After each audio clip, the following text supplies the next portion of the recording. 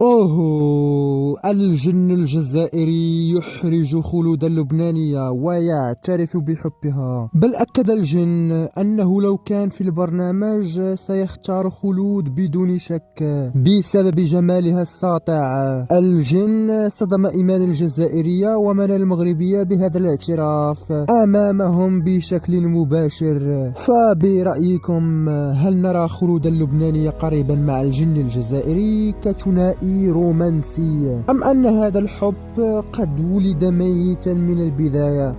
قبل ما نشوفكم كاع وما نشوفكم نختار خلود. فوالا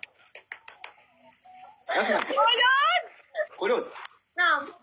تعرفي انه القبول قبل ما يكون اسمه قبول كان اسمه خلود.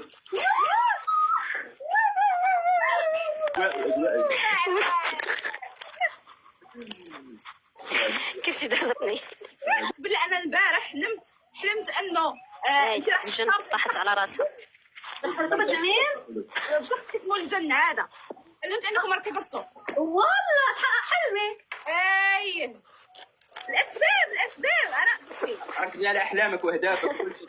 نقصوني. في النهاية، إذا أعجبكم الفيديو دعوا لايك واشتركوا في القناة ولا تنسوا تفعيل الجرس.